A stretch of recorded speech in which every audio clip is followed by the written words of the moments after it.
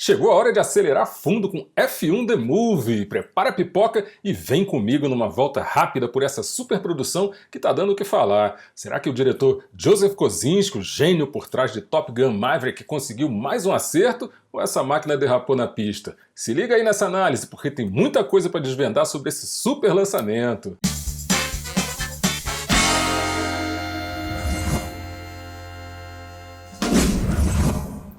Fala galera do bem, e é isso!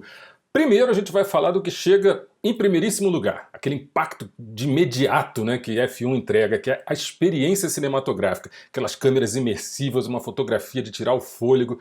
Tudo isso te joga direto para dentro da ação, capturando tanto a velocidade quanto o perigo da Fórmula 1 de um jeito visceral que muito poucas vezes a gente viu no cinema.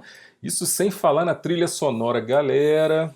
Hans Zimmer pilotando esse negócio todo aí, com participações de peso como Ed Sheeran, como Tate McRae, como Doja Cat, enfim, tudo muito bem equilibrado, jogando a adrenalina lá em cima a cada cena nova que brota na tela.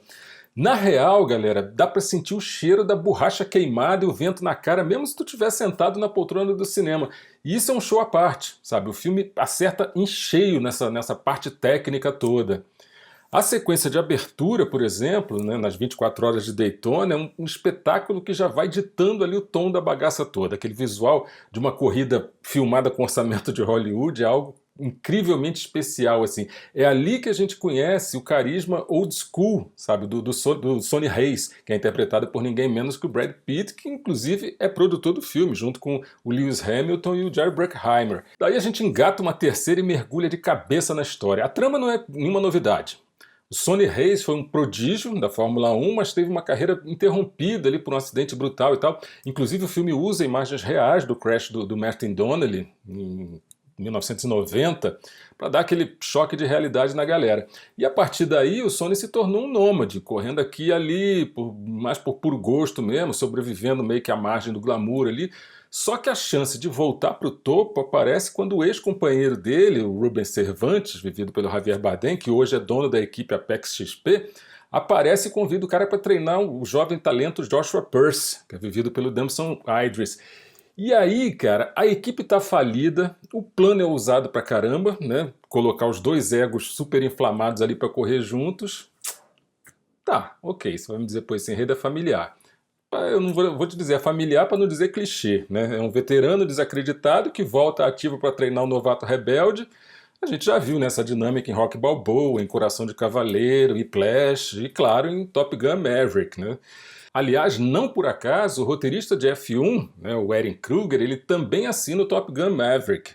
O fato é que o Kruger ele tem um talento gigante para reciclar arquétipos e entregar um produto que, mesmo sendo previsível, ele de certa forma funciona emocionalmente. A química entre o Sonny e o Joshua até que funciona, sabe? Com a redenção do Joshua sendo um ponto alto, mas o arco do Sonny ele é meio estagnado. Se a forma impressiona, né, o conteúdo ele meio que derrapa na pista. O roteiro entrega, claro, exatamente o que se espera dele, às vezes um pouco menos. Enfim, resumindo, eu acho que vale dizer que o roteiro ele segue aquela trama batida do veterano retomando uma carreira para uma última corrida e tal, o que é uma sopa de clichês, não resta a menor dúvida, e se concentra mais no drama pessoal e nas reviravoltas esperadas, deixando a Fórmula 1 em segundo plano. É quase como um cenário glamuroso, sabe, oferecendo poucas surpresas ali. E o Kosinski, como diretor, ele sabe como poucos fazer um espetáculo. A câmera gruda nos carros, sabe, com uma precisão quase cirúrgica. E ele filmou em pistas reais, durante corridas reais, com pilotos reais. E isso dá para o filme uma credibilidade impressionante.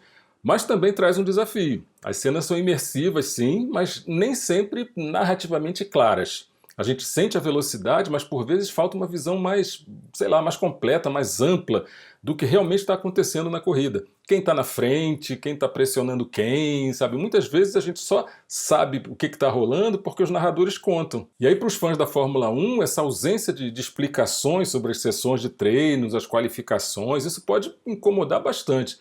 Para os leigos, só resta mesmo confiar no som dos pneus, no grito dos narradores para entender o que está rolando por ali. Tem um ponto que realmente me deixou com a pulga atrás da orelha. A representação feminina no filme.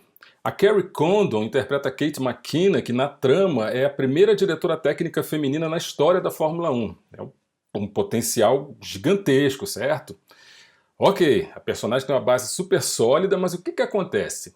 Os roteiristas do nada lembram que precisam de um romance e transformam a guria no interesse amoroso do Brad Pitt. Ou seja, todo aquele desenvolvimento riquíssimo da personagem é jogado pelo ralo em nome de um relacionamento forçado e completamente sem propósito para a história. Ela explicitamente diz que não se envolve com pilotos, mas essa barreira é abandonada na sequência seguinte. Que mina completamente a credibilidade da personagem. Ou seja, pô, caramba, né? Você vê, numa era em que a F1 Academy está aí para promover a inclusão, a representatividade feminina, um filme como esse, em pleno 2025, manda uma mensagem bem decepcionante, saca? E especialmente frustrante ver isso num filme que tem o Lewis Hamilton como produtor, um campeão da igualdade e da mudança no esporte.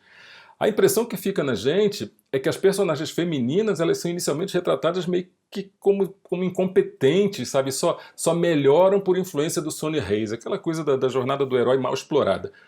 Para piorar, o papel da Simone Ashley foi simplesmente cortado do filme. Ou seja, uma grande oportunidade perdida de quebrar barreiras onde o próprio esporte ainda está lutando pra caramba para avançar. E se tu não quer spoiler, tá na hora de você cortar o áudio. Agora, sério, corta o áudio aí e eu te aviso quando você puder ligar de novo. Cortou? Beleza. Agora segura essa, porque o maior problema do filme é um gigantesco furo nesse roteiro que a gente já falou lá em cima.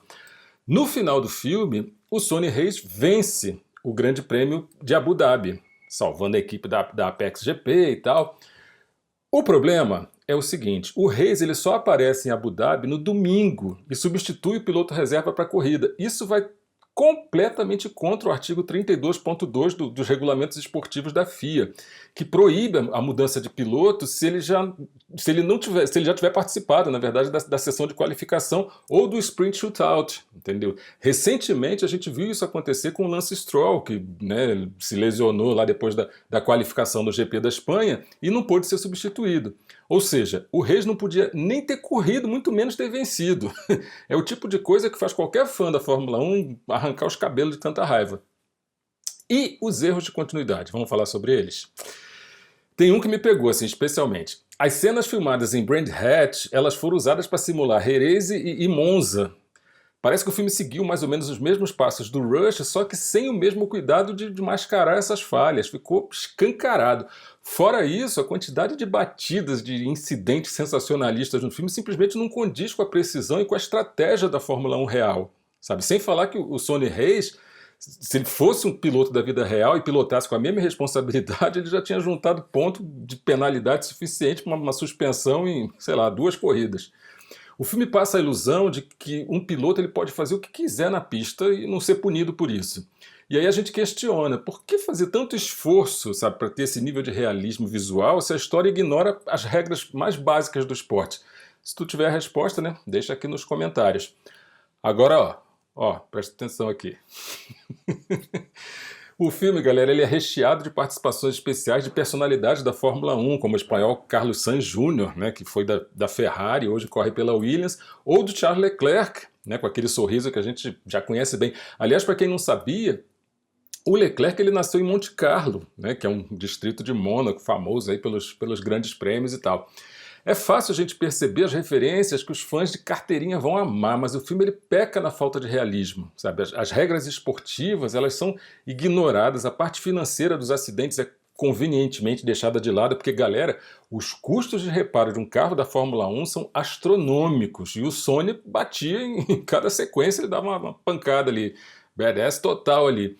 E a ideia de um piloto conseguir uma vaga sem patrocínio ou sem as obrigações contratuais, elas também foram convenientemente glosadas.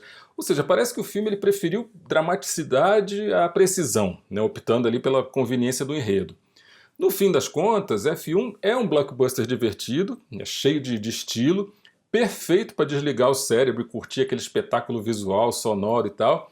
Mas se você está procurando um retrato fiel da Fórmula 1, com todos aqueles detalhes ali, com todas aquelas nuances e tal, talvez seja melhor rever Senna, né, ou então o próprio Rush. É um filme que entrega emoção, mas ele patina na substância, sabe? Vale a pena, claro, a ida ao cinema, mas não espera um pódio de ouro, sabe, em termos de realismo, de profundidade, porque não rola. É um filme que vai trazer novos fãs para o esporte, sem dúvida, mas vai deixar os antigos, os conhecedores, com aquela sensação de quero meu ingresso de volta. Deixa nos comentários aí se você assistiu F1 e se você gostou do que viu. E a gente se vê próximo set. Corta!